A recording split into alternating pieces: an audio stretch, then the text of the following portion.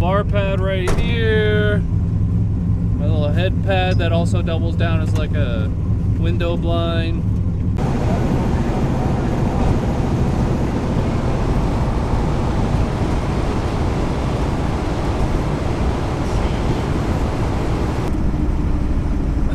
That's a funny place. So the PO list just directed us and told us that the border's closed where we want to go. So we have to go 2 hours this way, cross the border, and then come back this. We're on a 4-hour detour right now.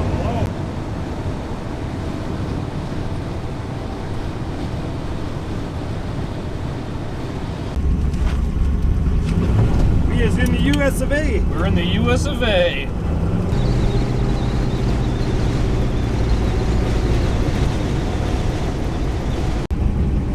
Yeah, hopefully that semi-truck doesn't get stuck now, because then...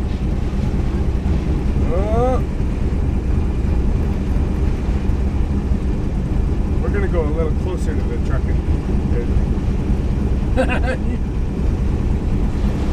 So when you put those winter tires on, this is what you're expecting? Yeah, dodging vehicles that are blowing over on the...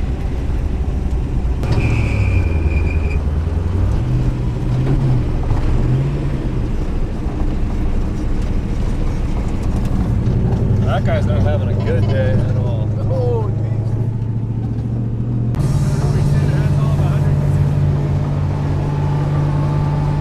G-body! You and Tokyo give me friends.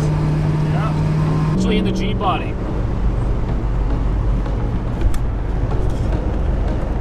Oh.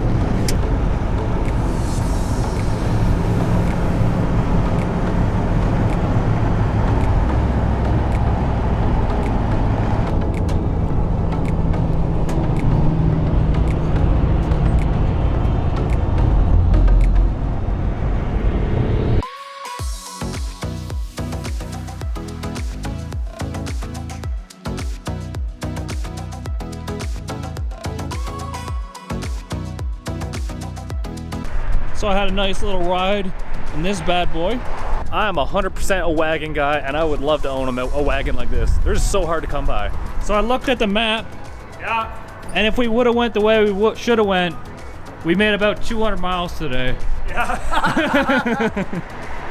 We are kicking ass. Yeah. But because we had to make that big C loop, which I'll put on the screen here, instead of the way we went, we probably did closer to 400. We'll give you the full experience of Montana. Yeah. We probably From did one about, end to the other. yeah. We probably really did about 400 miles. Yeah. Oh, yeah. look, you can get fuel gloves when it spits out on you. Yeah. We did a big loop.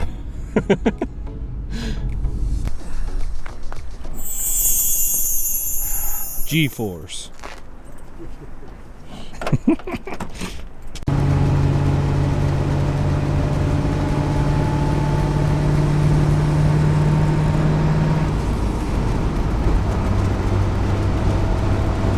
Back in the hot seat. Are we gonna try and make it to Casper? 500 miles? Sure. We've already went 350 miles today. Oh, she went tilty. It clunked as soon as we got into the gas station here. Broken up her controller.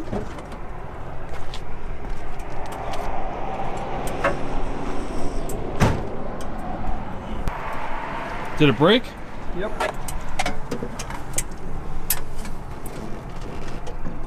On the inside it broke? Right there. Oh, right yeah. There. It's, That looks like the mount broke, not the... it's the cross. It's the aluminum cross brace. What are the chances a guy would have one of those in his trailer? He broke an EGT too, I think. Oh no, there's a spare one there. Oh, is it? Yeah. Of course, the Drag Week man would have a spare one in the trailer. So it's not actually the control arm that broke, but the control arm actually bolts to this piece right this here. is part of the control arm, is the way it's like this comes designed. Yeah. So this bolts into the chassis. The control arm bolts to this, and Actually, it broke. other way. This bolts to the chassis. and the upper and the arms bolt out here, And it broke right here. and it broke right on the joint. Some. Good thing we got G-force transmissions on board.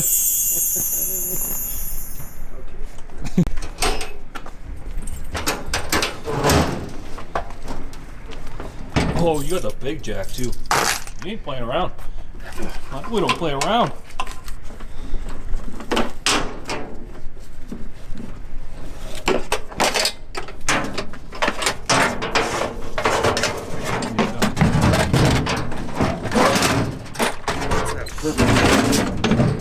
You built it like that on purpose, didn't you?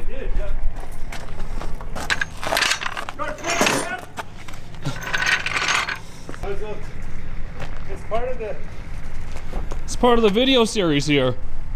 Part of the game. The first casualty of war.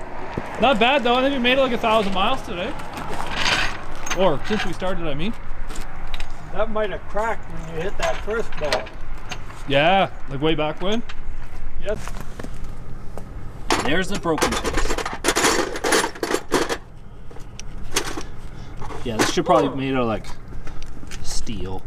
The 4,000-pound car. I was going to go in there and get warm, but she's locking up the door. Oh. Good, they won't mind us borrowing their parking lot then. Yeah, she looked real confused when we told her. Changing the controller in the parking lot. And you're in front of pump 3. Yeah.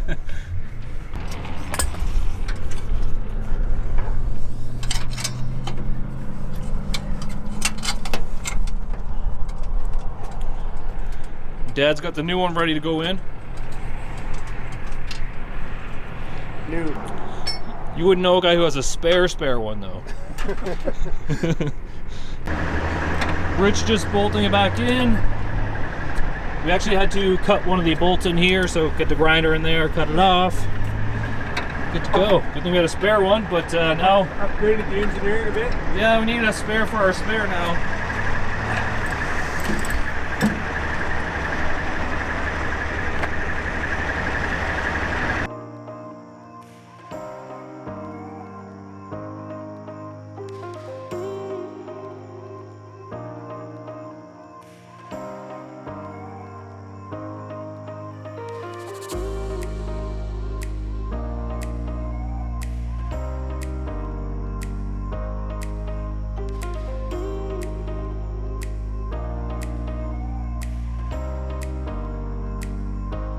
Good morning, everybody. We rolled in at like 12 in the morning, I guess, to our destination. And I guess Rich is doing his 1,000-mile valve lash job. That's what I'm gonna call it. I'm gonna call it, I'm nervous about my motor, so I'm checking the valve lash job. We got my first lesson in solid lifters here. You never said solid lifters No, before? never. Oh. All right, well, so it looks kind of like a bit of a mess here, but you can time me, see how long it takes me to check all 8 lifters. Okay. First thing you always do is make sure the thing's out of gear so it doesn't run you over when you're bumping the road. We're going. I guess it's longer than 7 seconds. Yeah.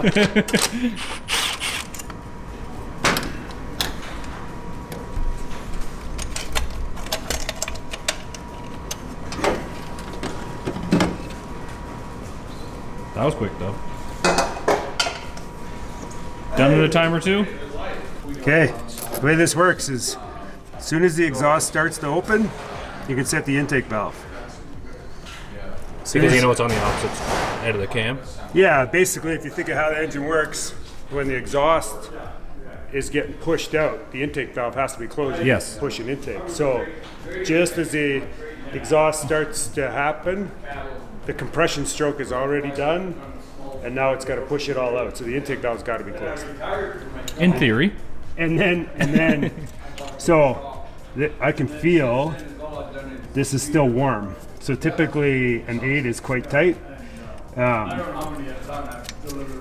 But this is a 10, and it's just a little bit warm, so that's perfect. Hasn't moved.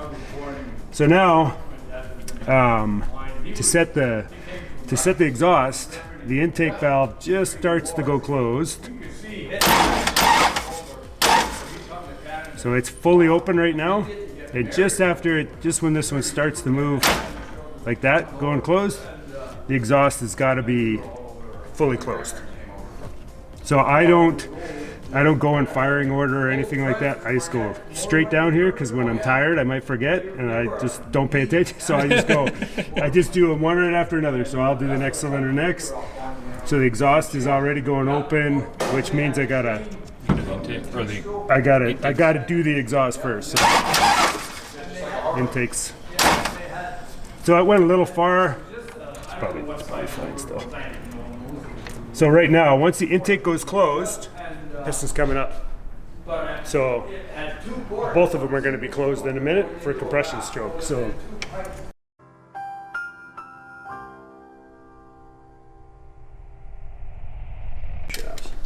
I think they're maybe 11/16. Yeah, 11. These ones are 11/16, and I think their new ones. 685, yeah. And I think their new ones are smaller. 5/8. They're probably 5/8. I would never. You got a wiggly one? Yeah. Before I get too carried away, though, I'm going to measure them all and just see if that's only one or. If it's a whole row? I don't think it'll be a whole row. He's flying over. That's awesome. Yeah. We had more fun than some of the Australians Oh my lord. over the years. Yeah. Don't know what's going on yet, though. 3 intakes loose? Like a lot more loose than normal? You're also 36 minutes in, by the way. Well, the lash is all checked. Now Yeah. I've got to actually figure out. We were getting taught by Sean, so Yeah. he was giving us some education there. I wouldn't. Look under it. Yeah. I'm gonna have to pull off a. Because you got to pull the whole. Oh no! I thought it was a whole shaft assembly, but it's. Yeah. No. It's That's kind of interesting, that rear suspension on that. That's not really a triangular. Hey, I've been stir crazy because I've been back for a week, and everybody stayed down there. Yeah, they're down there, and I'm like, God, I want to play car stuff. I want to do car things. I want to do car stuff. So I get like about 100 Snapchats from Darce a day. Oh yeah. Respec them, reseal them. Good to go. We might be 1,000 miles out of 5,000.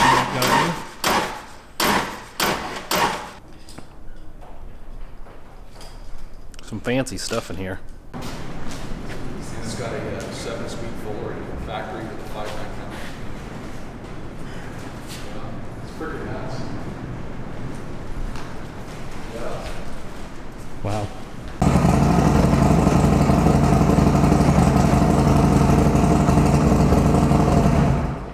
Nice meeting you. Well, all loaded up, headed out. Thank you, Mr. Sean Fink, for the hospitality, but we gotta go. Blowing snow advisory for Red Deer. Yeah, good thing we left 2 days ago, not today. Minus 13 blowing snow. And we're out. So we're probably about 2,000 miles down now. We're in Oklahoma City, actually. I didn't film it all yesterday because all we did was drive. I think we did an 800-mile day or so. No disasters or anything. It was just straightforward. Got on the road about noon.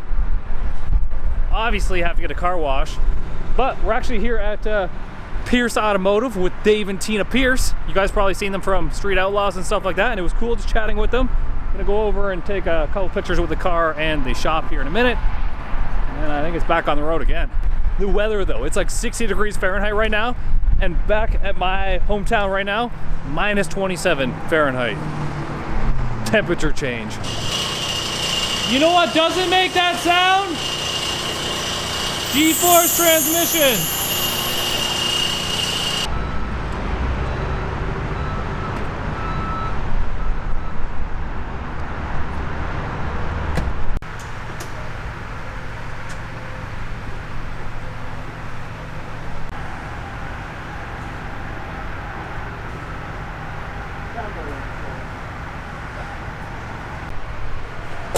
Hit it.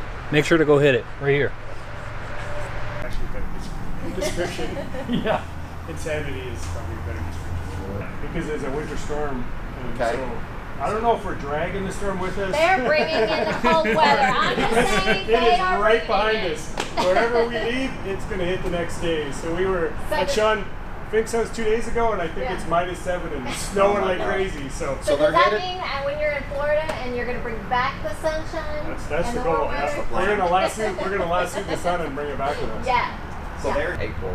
How many miles per gallon are you getting, Rich? So in this form, it's probably American numbers, please. Yes. No liters or kiloliters or kilograms or something. It's probably average at about 14 towing the trailer, doing That's 80 not bad. miles an hour. Without the trailer, it would get 18, 20. Oh wow. No problem at all. That I mean, low we- RPM. because we're dragging this storm with us when we were heading east. Like it It's was a lot more weight. Yeah, it was 80, 85 and 16, 17 miles a gallon. So Okay, this is for Richard. Can a stick shift car ever make a straight line pass down a drag strip? You know what I think it's from? When he's reaching and pulling on that shifter, it's turning his whole shoulders where he's. So it's like this. He's so stiff. I paid for the Is that whole how it track. goes? So Pay for the whole track. we Every use bit the of whole it. track. That's Scott Brown. Yeah. Yeah, we'll talk to Scott. He's MS3 Pro. No crank trigger problems here. Wah, wah.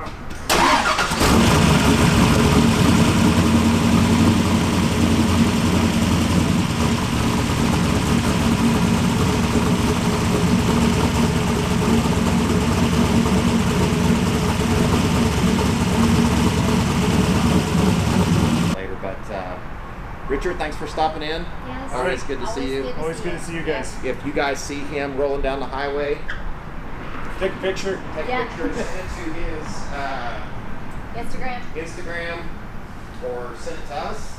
We'd love to see it. So Yes. thanks for tuning in, guys, and we will catch y'all later. Thank you. See y'all. Bye-bye. It's okay if it goes out. Couldn't even back it up. Make sure everyone sees that one. Good job. Good job. Good job. See how much help I was? Yeah. You'll thank me for this once you see the video, I guess. Yeah.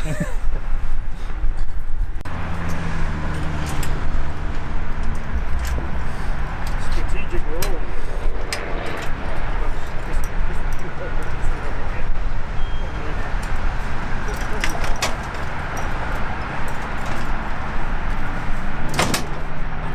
I was trying to tell you, watch, I don't get your fingers. Yeah.